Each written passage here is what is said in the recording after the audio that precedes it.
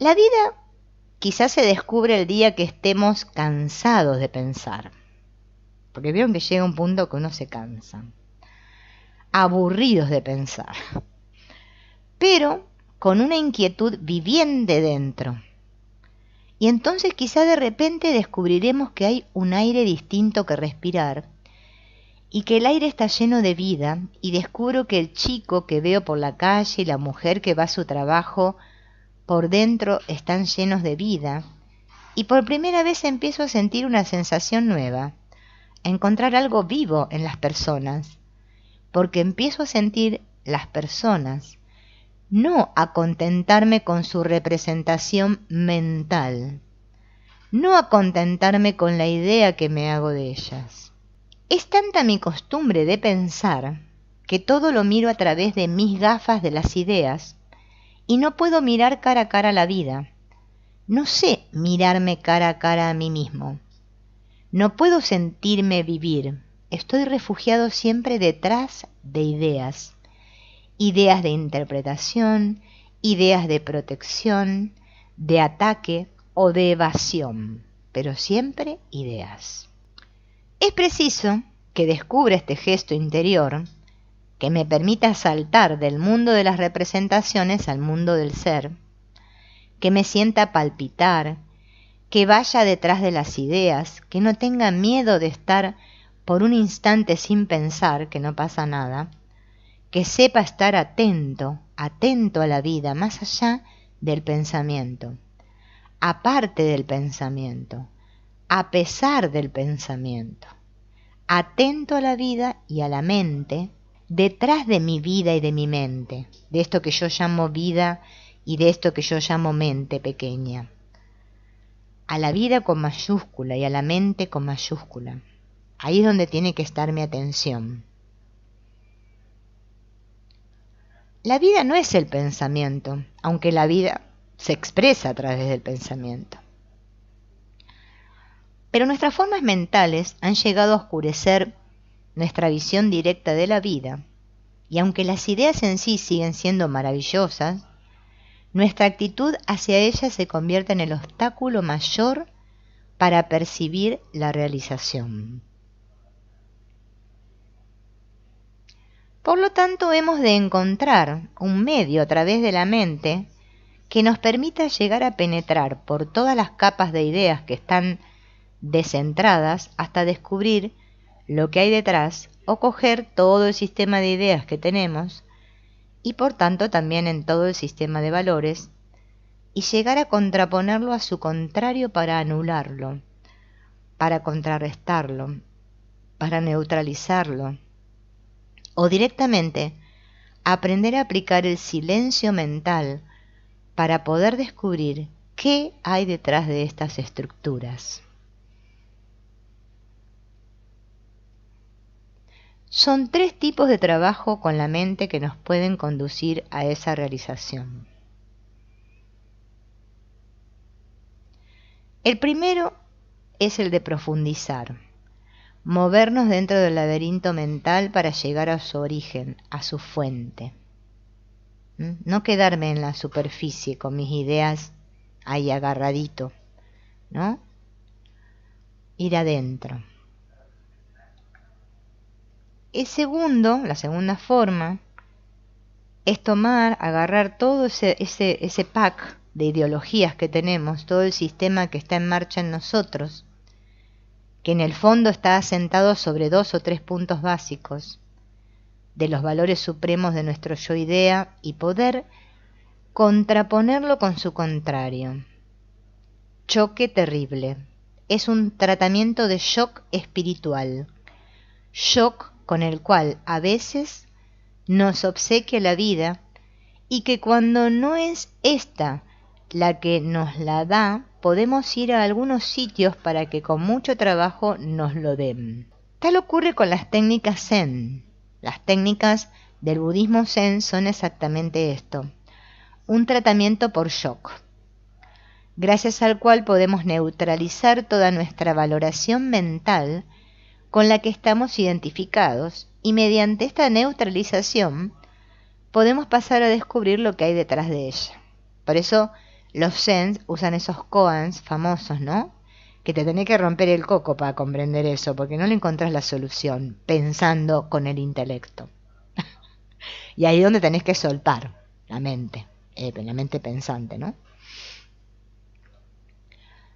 Y tercero, y por último, las técnicas que buscan de un modo u otro conseguir el silencio, conseguir el aquietamiento, en lugar de buscar la solución a través de más ocupaciones y a través de más actividad mental. Se trata de conseguir una progresiva tranquilidad de la mente, un progresivo aquietamiento, porque gracias a ello podamos ver lo que hay más dentro, lo que hay más detrás, hasta que cuando nuestra mente llegue a estar completamente equilibrada, completamente serena y tranquila, entonces la mente refleje lo que hay detrás. De momento, sepamos esto, nuestra mente se convierte en una cárcel porque confundimos nuestra realidad esencial con las paredes. Y así necesitamos seguir rodeándonos de paredes para seguir conservando nuestra aparente realidad. Solo el día que decidamos echar abajo las paredes, aflojar nuestras ideas sobre nosotros mismos, podremos descubrir qué hay aparte de las paredes. No se trata de que yo deba convencerme de que la realidad es A, B o C. Se trata simplemente de ir trabajando para descubrirlo por sí mismo, ya que esta es la única forma auténtica de descubrir. Y lo demás no es descubrimiento ni sirve a efectos de la realización interior. Fíjense en que todo nos lleva a esto, ¿no? Al autodescubrimiento.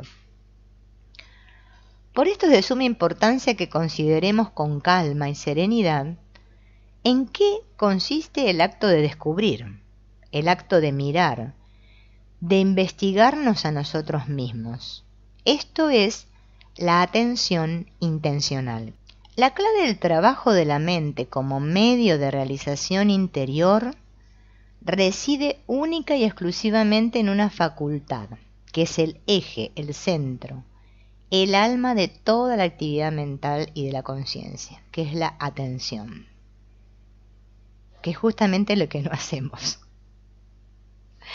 Estamos como muy enganchados, ¿no? Con esta mente que piensa, como ese curso de milagros, que piensa y dale, que darle a la manija.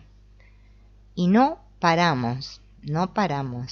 Por eso la atención es sumamente sanadora, porque es como que ponemos foco en algo, no estamos dispersos.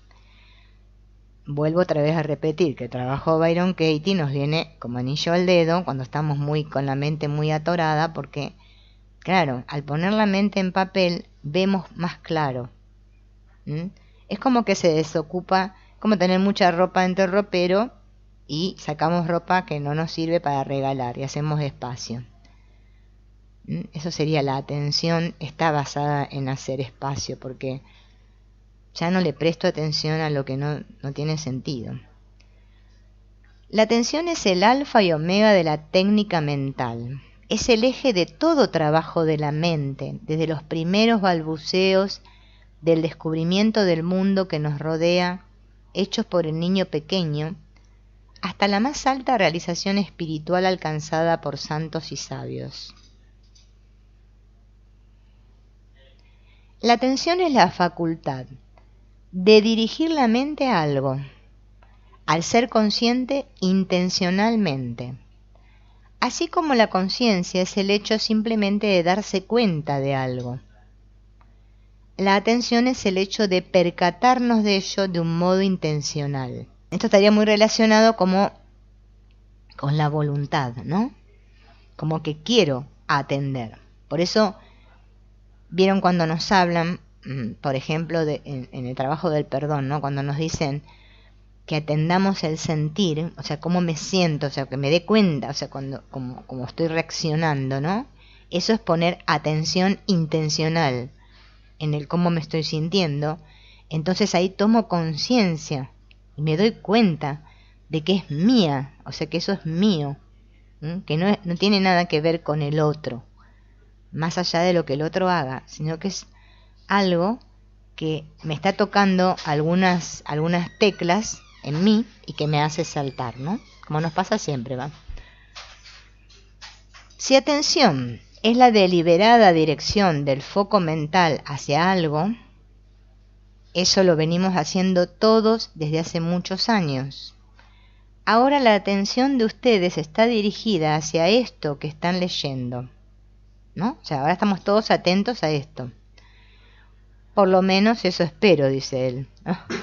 En otro momento, o quizás dentro de estas mismas páginas, la atención se desplazará por unos instantes pensando en otras cosas, en lo que le sugieren mis palabras, en lo que han de hacer después, etc.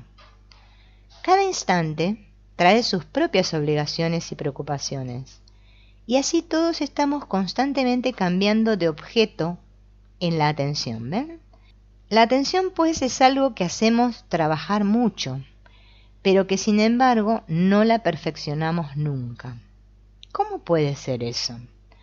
Es una facultad que estamos haciendo funcionar de manera casi constante y que no obstante no progresa, no se perfecciona, o por lo menos no lo hace en el sentido que queremos decir. ¿Por qué? ¿Qué le pasa a esa atención? Simplemente ocurre que funciona con poca luz, de un modo intermitente y sobre todo condicionada por presiones externas o internas, más nunca o casi nunca por propia deliberación. O sea, como que no hay una intención deliberada de parte mía hacia poner atención en algo. Mi intención es atraída, exigida por una circunstancia, despertada por una urgencia interior, por una aspiración, por algo que se moviliza y produce una presión interna que despierta mi atención, o bien por hechos, necesidades u obligaciones exteriores que impelen mi atención a funcionar en tal o cual dirección.